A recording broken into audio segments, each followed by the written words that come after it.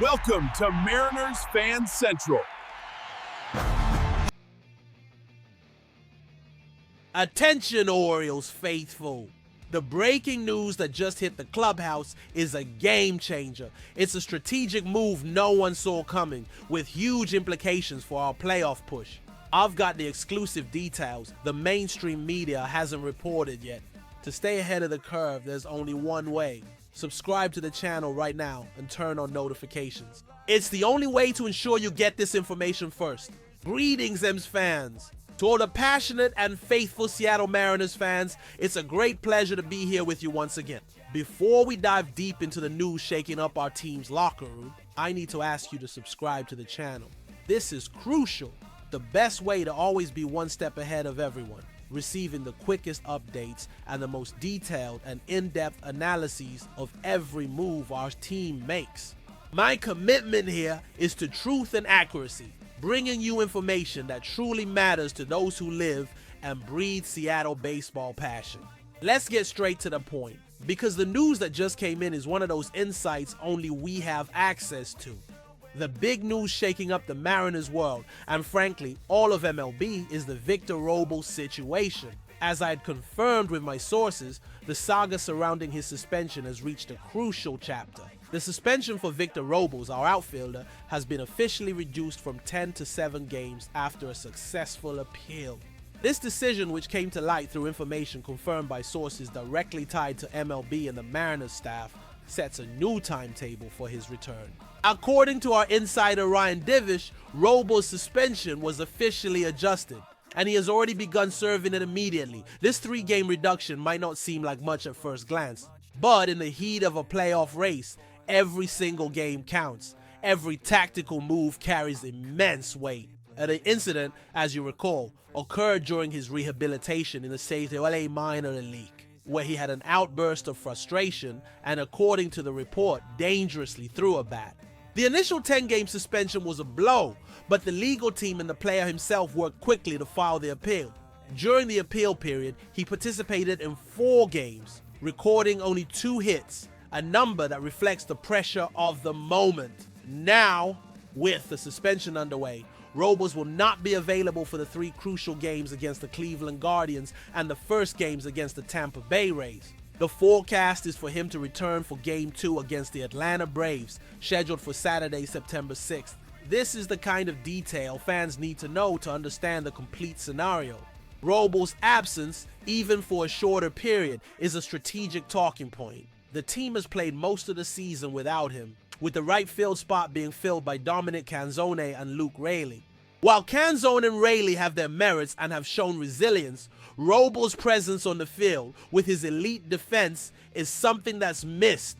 This is a decisive week, and these games against wildcard contenders are of the utmost importance. Our roster's depth is being tested, and the contribution of these players who are filling Robles' void will be fundamental to our performance. The Mariners front office's gamble at the trade deadline was precisely to improve our offense, and Robles' spot in right field was kept open, waiting for his return. The team trusts his talent and the impact he can have when he's in top form. However, it's undeniable that his small sample size this year has been disappointing. He has only 5 RBIs and an OPS, on base plus slugging, of 0. 565 in the 14 games he's played, which is far below his performance in the second half of 2024, when he had an impressive OPS of 0.860 and was a defensive force for 77 games. The team needs him to get back to his usual form if we not only want to make the playoffs but also have a solid campaign there. The reduction of Victor Robles' suspension to 7 games is a partial victory, but also a reminder of the tensions and unpredictability that surround our squad at this late stage of the season. The team, which holds the last American League wildcard spot with a 3-game lead over the Kansas City Royals, has the opportunity to pull away and consolidate its position. Robles' absence in this crucial stretch of games against direct competitors demands a deep analysis of our planning and the roster's resilience. What are the M's doing to mitigate the impact of his absence? The answer lies in the rotation strategy and the performance of the players who have gotten more playing time. Dominic Canzone and Luke Raley, who have been the mainstays in right field, now have an even greater responsibility. They not only need to hold the line, but also elevate their game. The bet on their ability to fill this gap is a reflection of the confidence the coaching staff has in our roster's depth. The team knows the season is a marathon, and having players who can step into leadership roles in moments of adversity is what separates a good team from a playoff team.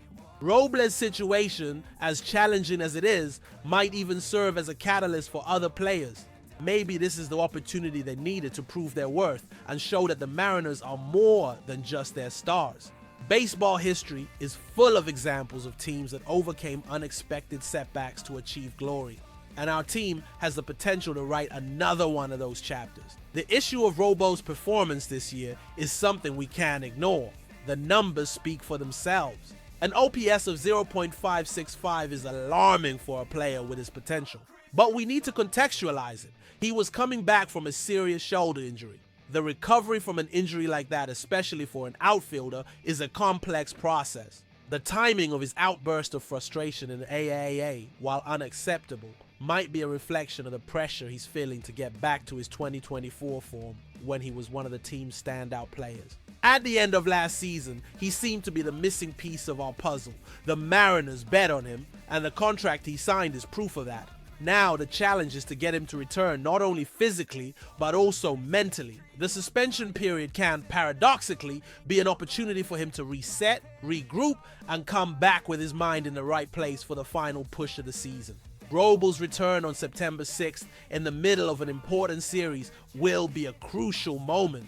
The team hopes he returns with an immediate impact, bringing back his spectacular defense and a more consistent presence at the plate. My final analysis is clear. The reduction of Robles' suspension is a relief, but it doesn't solve all the problems. The team needs to handle his absence effectively and at the same time ensure he gets back to his best form when he returns.